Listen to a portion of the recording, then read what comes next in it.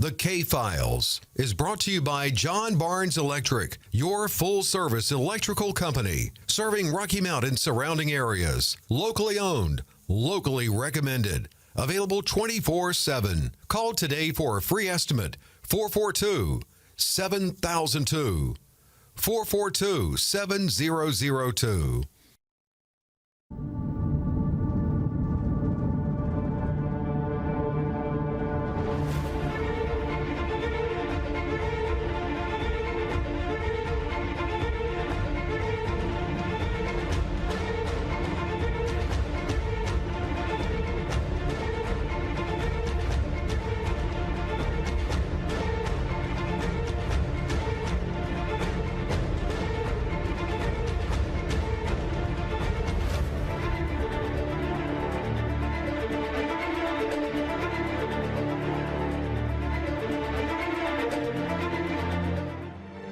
And welcome to the K-Files with myself and JP this morning.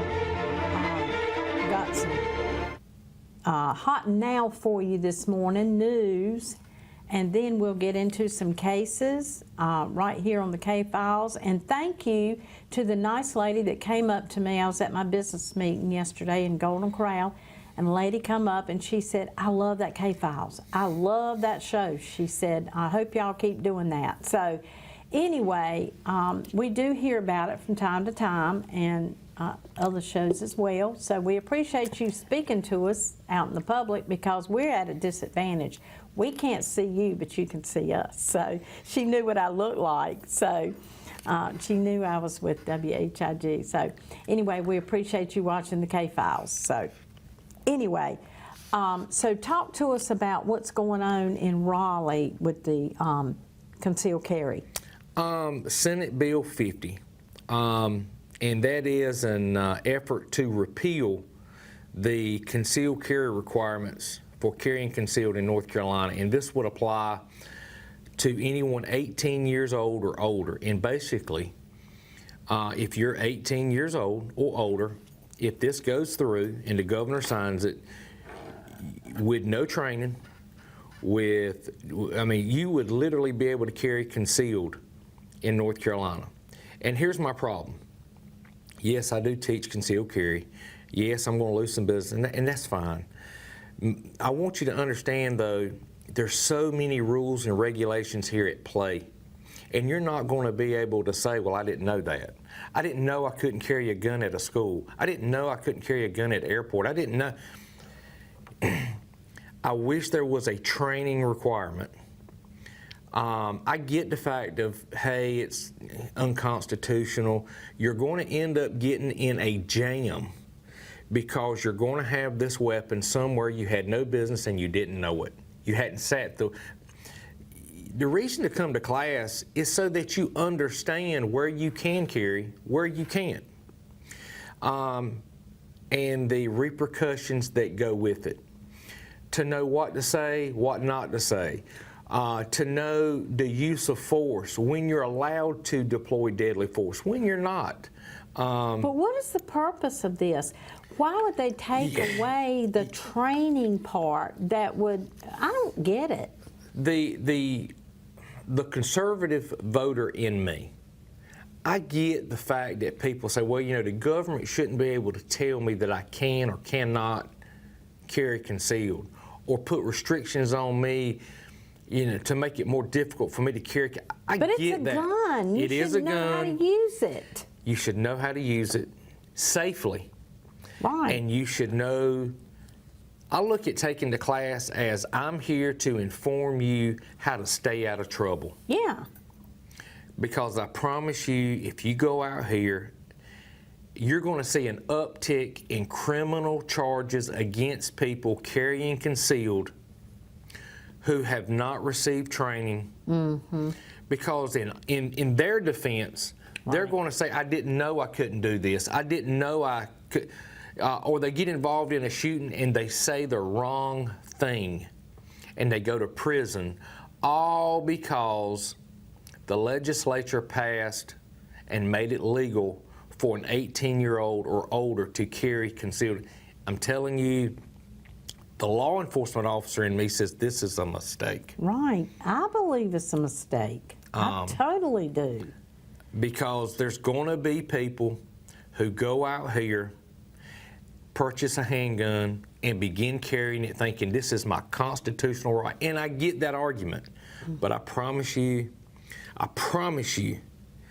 you're going to end up getting yourself in a situation and you're going to catch criminal charges because you thought you were doing right and you were doing wrong. Or you went somewhere that you thought you could go and you couldn't. And it's going to get you in a jam. Well, see, I took the class, and I know how much I learned. That's right. I know how much I learned that I did not know. So, I mean, I just think I'm not for that. I'm not for it. I'm not. Yes, I'm for carrying a gun. Mm-hmm. Yes, I am. But I'm just not, I'm not for it without being educated. There should be a training requirement. It should. You'd be surprised. When I first started teaching concealed carry years ago, I would say 75 to 85% of my classes, people had exposure to guns. They knew how to load them. They knew how to unload them. They knew how to clean them and take care of them. I'm telling you today, maybe 20%, 25% of the people who come to my class are comfortable with a firearm. They know how to load it. Mm-hmm. So you're talking 75% of people have never touched. Exactly. They know nothing about it. And that's what worries me. And these people want to go out here and strap a gun on and go to. I'm telling you, it's a mistake. It's a mistake. I see it as a public safety issue. I do It's too. a hazard. I do too. I don't want you carrying concealed and you're not even sure if you know how to load it or not. Right. And that would have been me if I didn't take the class. That would have been me. If I was a legislature, even though I'm pro Second Amendment, pro carry, I would have voted against this measure. Where did it come from? Who started it? There was a grassroots, like a Second Amendment type group that's been pushing Right. this effort for years. Okay. And I know there's probably people saying, well, the only reason you want to support it is because you're in the concealed carry business, it's going to hurt your business. It is going to hurt my business. Well, I'm not in the business. But I'm actually going to recalibrate my business to offer more of a training environment, educational environment than a concealed carry environment. Because you need to know if you're not sharp, you'll go to jail. Yeah. Protect For yourself. carrying concealed. And take the using. class. That's right. Yeah, I'm just going to retool what we're doing and encourage people to take it. Absolutely. Well, if you want to take it, JP certainly is going to continue. I am. Like you just said, you'll continue to have more of an education And part of it. the other issue I have is we've been doing this since like 1995. So you stop and think, if you went through a class in 1995 and you got your concealed carry license, there's no continued training requirement. Do you know how many times the concealed carry laws have changed in North Carolina? Absolutely. If I was a legislature, I would almost put in place that, every 5 years, you need to sit through some type of a continuing ed for just an hour or two. Absolutely. Because you need to know that laws do change on this stuff. And again, it's not to punish you, it's to help you so that you stay in compliance of the law. Right. Absolutely. Absolutely. It's to protect yourself, really. So, anyway. All right. Well, also in our Hot and Now this morning, we have congratulations to Scotland Neck. They got a new chief. They sure do. You want to tell us a little bit about that or read a little bit about Austin Holland? Yeah, Austin Holland. It says here in this press release, Scotland Neck introduces new chief of police that's dedicated to restoring trust, accountability, and transparency. Austin Holland has been appointed as the new chief of police in Scotland Neck, North Carolina. Chief Holland brings nearly 11 years of law enforcement experience with extensive investigative expertise. Let's see. Chief Holland comes to the Scotland Neck Police Department from the Halifax County Sheriff's Office. where he was assigned the Criminal Investigative Division. He is a sworn task member of the FBI and U.S. Marshals Task Force. Chief Holland told Fighting Crime, "I didn't take this role to simply wear or have a title. I took this role to make a difference. I know what it feels like to live in a small town that's struggling, but I also know what it feels like to belong to a community that pulls together and grows stronger. My wife does our grocery shopping in Scotland Neck. Our children frequent Scotland Neck. I want to work hard to be sure that not only my wife and children are safe here, but that it's a great community. I will show up every day ready to serve with integrity, transparency, loyalty, honesty, hope, and heart." He also advised that he will be accessible to citizens and have an open door policy. He has vowed to ensure that criminals will be held accountable for their actions and will pursue prosecution to the fullest extent possible, including federal prosecution. Some of his training and education is outlined as an associate's degree in criminal justice, executive management for law enforcement. He holds an intermediate law enforcement certificate. He is a law enforcement general instructor. He has his advanced law enforcement certificate, police leadership, first line supervision, leadership skills, extensive gang and drug enforcement training, crisis intervention, bias training, and community relations.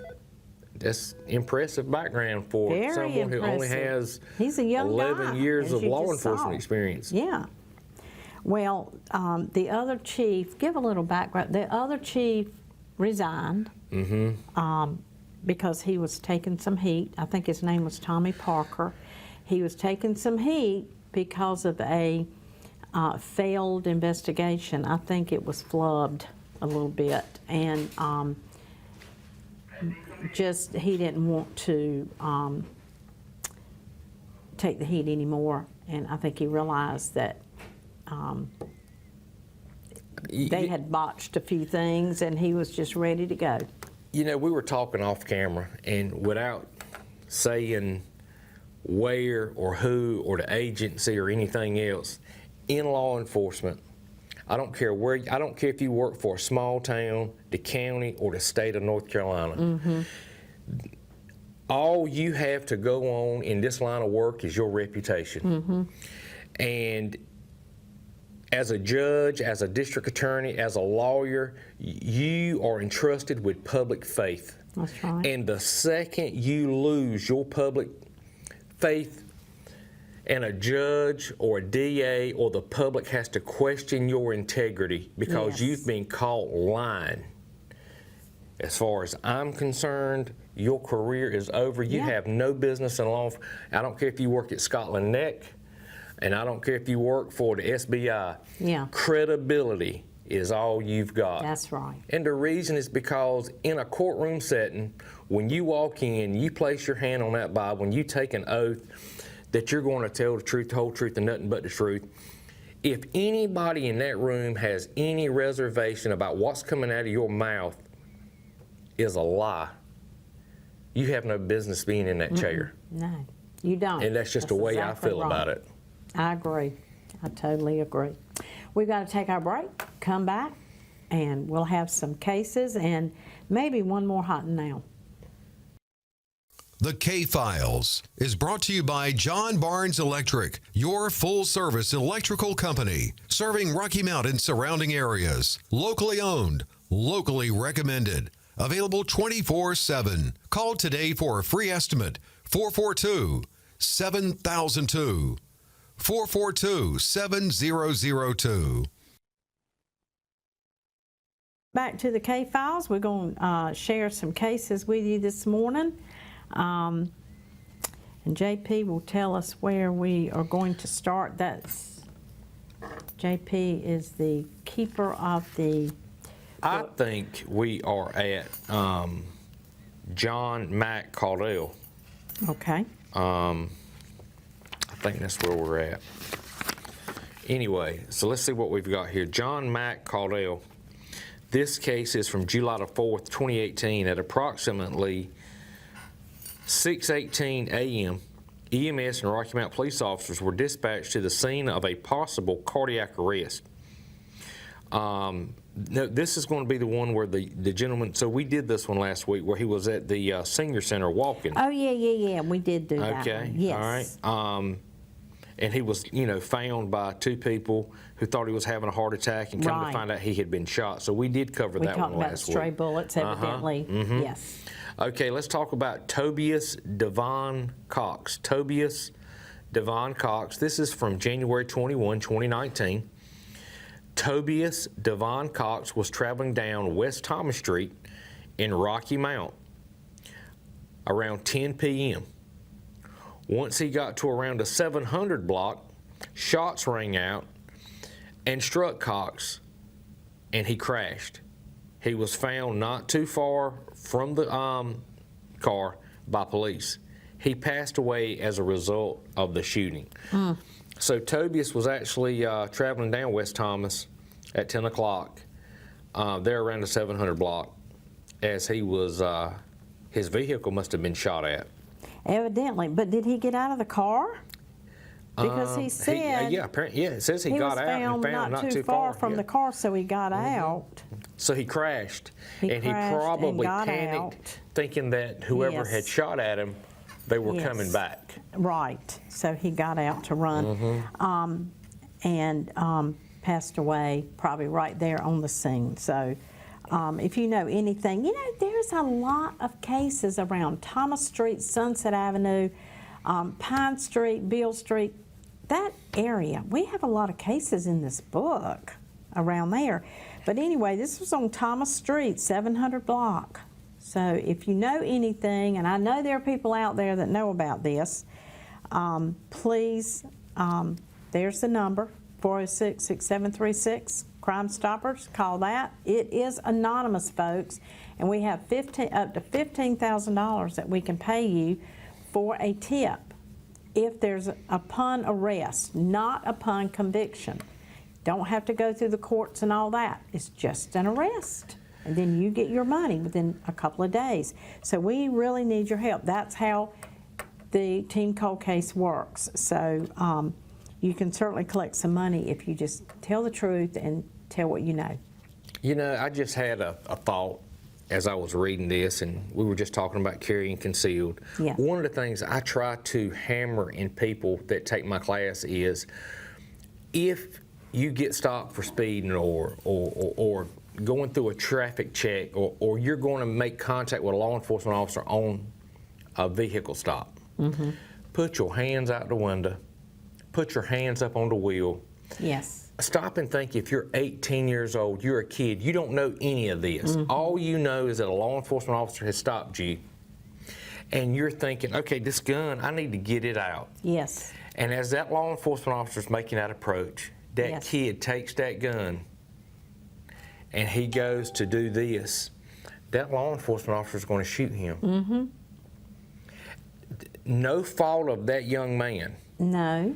but the law enforcement officer doesn't know that is an 18-year-old child who doesn't know any better. I'm telling you, this legislation is bad. Again, I wish it was not going to pass. Yes, I do too. I'm not really for it. This is You're exactly bad. right. This is bad. That's exactly But anyway, right. I didn't mean to jump off topic. It's No, just no, something that's fine. I mean, that's a envisioned good- as I was reading this. Yes, absolutely. That doesn't end well, and it could be anybody. Yeah, That does really not could. know. They shouldn't be touching anything weapon related during a vehicle stop. I think of it common sense, but the average person, they may be in a panic, not thinking clearly. Oh my God, I've got a gun, and they're just going to move it. That's bad. Well, you know what? I just, I can't tell you how many people tell me, I don't know what to do. I wouldn't know what to do if they stopped me. What do I do with a gun? What do I, don't ever put your hand on a gun with law enforcement pulling you. Don't do it. Put your hands out the window. Yes. And the reason I tell folks to put their hands out the window and not on the steering wheel is that patrol car more than likely has a camera, and the officer more than likely has a a mic. So what do you say? I'm concealed carry. I have my gun in here. Yeah, I have a gun. I tell my kids, put their hands out the window and let that officer Yes. tell you verbally what he wants you to do. Right, right. Let him say, hey, put your hands back in the vehicle on the steering wheel, you know. Well, they ask you a lot of times, I think now, do you have a gun in the car? Because of the concealed carry. They ask you now. Well, now what the public may not know is that officer, when he runs your tag, before he even makes his approach, he knows. He knows you're concealed carry? Really? He knows. Now, that goes out the window with this new law. Yeah, it sure does. It goes See, out the window. that's See, I don't bad. like that. That's bad. Oh, gosh. That's bad for the officer, isn't it? It is. It is. That's a disadvantage for the officer, not knowing. Oh, I don't like this. But wow. We'll know. see. We'll follow it and see what happens. It looks like it might pass, though, don't it? I think it's going to pass. Josh Stein, he can veto it. And if I was a betting man, I think he probably will. But Republicans have majority. And from what I was reading online, I mean, there's a lot of bipartisan support from both sides of the aisle to pass it. So they could easily override the governor's veto. Again, I wouldn't vote for it. No. But, you know, I just think it's problematic, and it's going to end up getting some people killed Oh, yeah. I'm afraid so. unintentionally. That's my 2 cents worth. This next case, Daquan Dickens. Daquan Dickens. This case is from July 12th, 2019. Daquan Dickens was 18 when he was shot and killed around 1 a.m. at the home of a family member at 1132 Long in Rocky Mount, North Carolina. Probably Long Avenue just went off the page. His family called him Newt Daquan. He was at home with family having a birthday party after finishing his shift at Burger King. 18 people, including babies, were in the house when bullets started coming through the walls. When Rocky Mount police arrived on the scene, they found Dickens suffering from gunshot wounds. He died from his injuries. Another person was also hit by gunfire and taken to Vidant Medical Center for her injuries. According to witnesses at the party, it was not a drive-by shooting. Someone actually stood in front of the house in the yard and fired multiple shots into the home coming through the windows. Wow.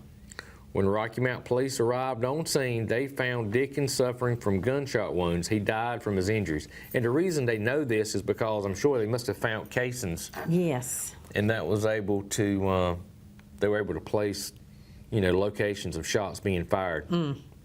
So that means somebody was outside their home, creeping through the windows, and this was at what time? July, 1 a.m. So that means it was plenty dark, dark. There was 18 people in there. You know somebody in that house was targeted, weren't they? Yeah, it could have been somebody who left a party. Yeah. I mean, somebody was targeted in there. I mean, I don't think anybody's going to just stand there and start shooting inside of a house.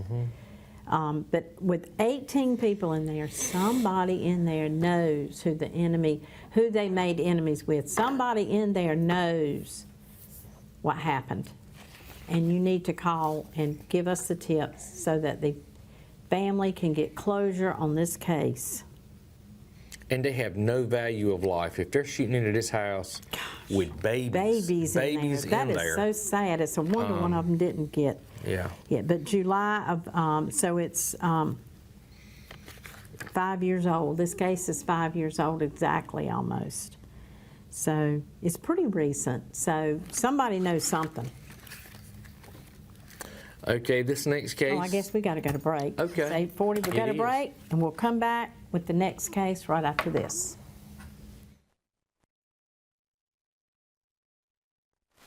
The K-Files is brought to you by John Barnes Electric, your full-service electrical company, serving Rocky Mount and surrounding areas. Locally owned, locally recommended, available 24/7. Call today for a free estimate, 442-7002. 442-7002.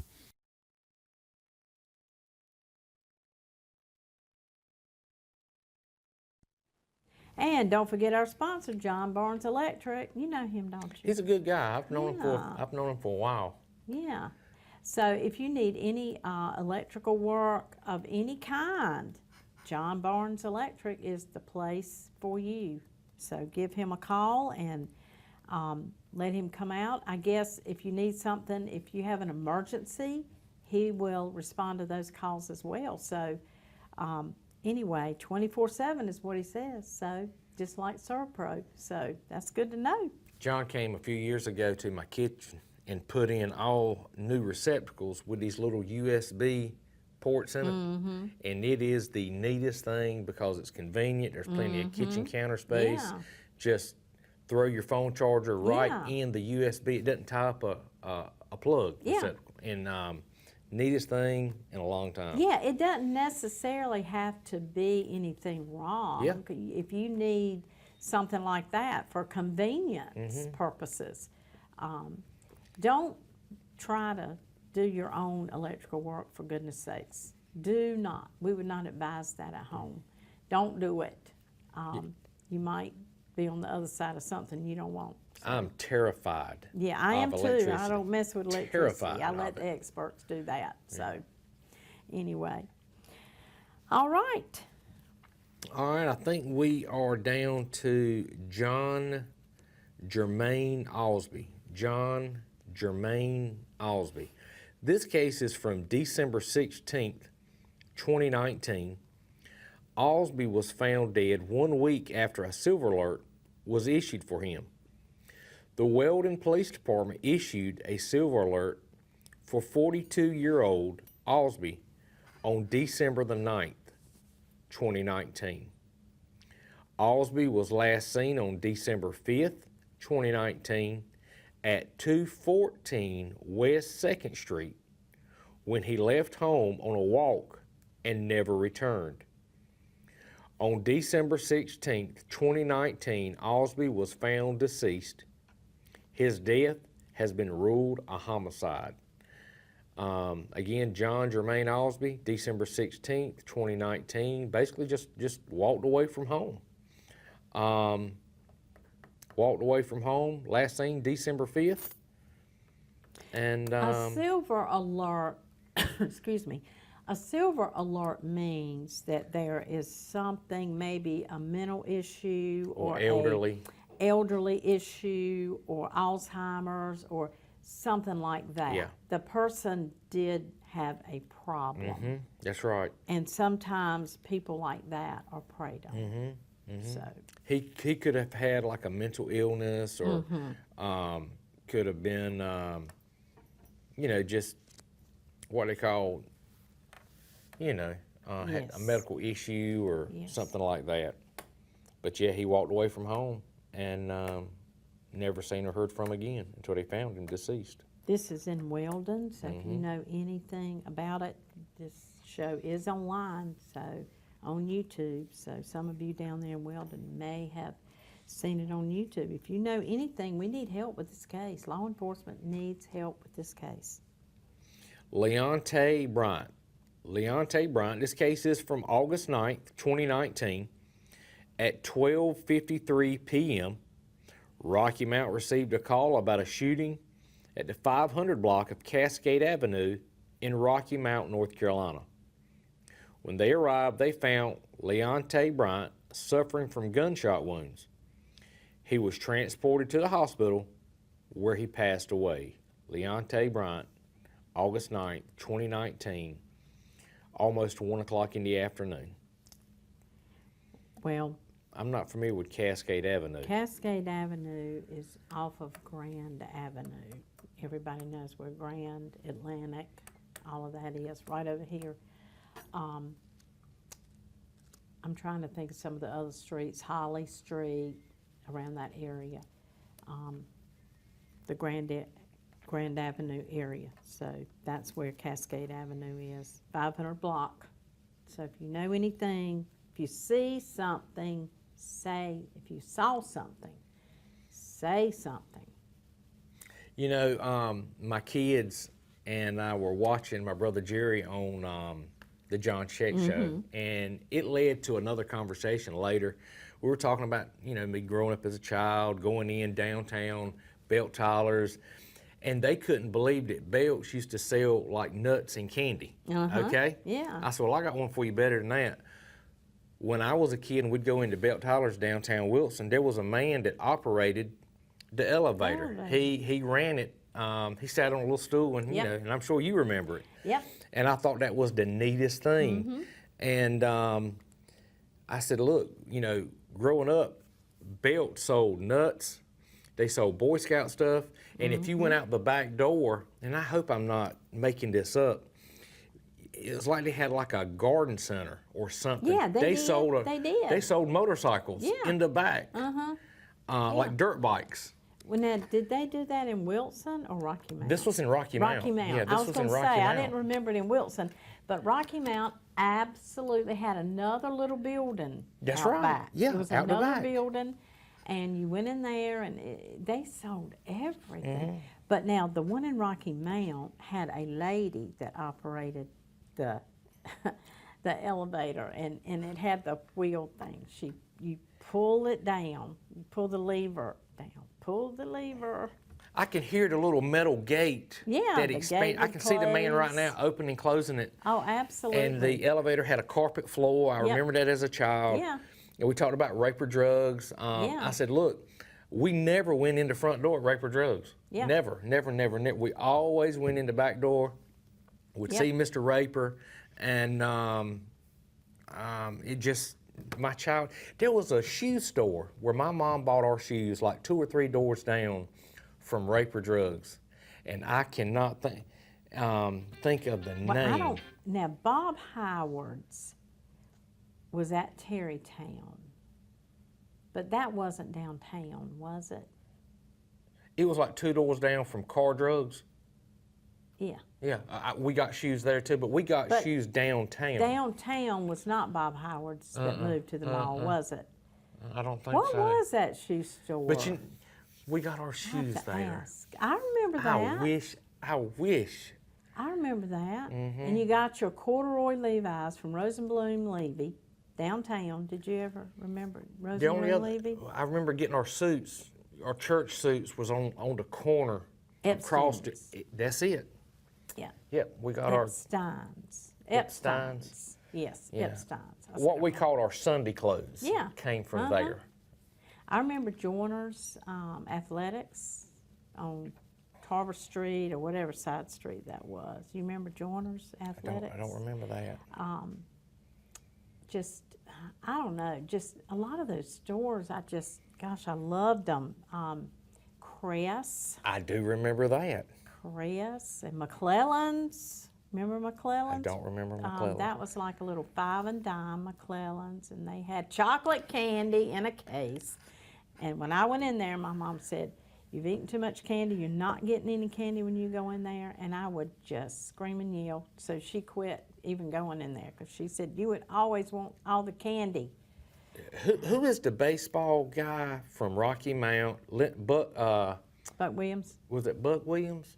It was a I black gentleman. graduated He- year before. He was 78. I was 79.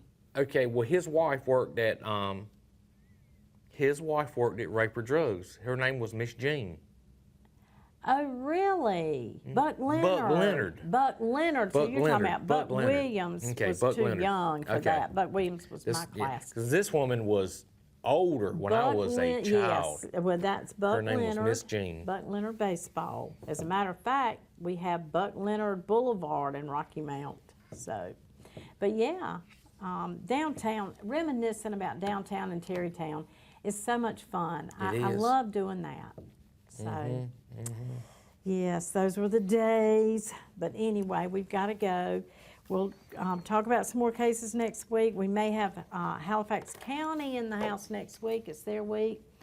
And any hot nows that we have between now and then. So thank you, JP. Yes, ma'am. For being with me this morning. Thank y'all for watching this morning. And y'all make it a great day. Happy Father's Day to all the fathers out there. Yes, I'm Thank you glad for you what said you do. that. Yes.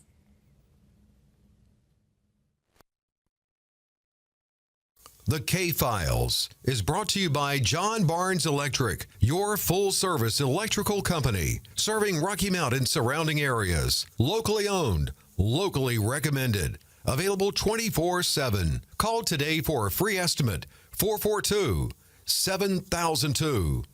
442-7002.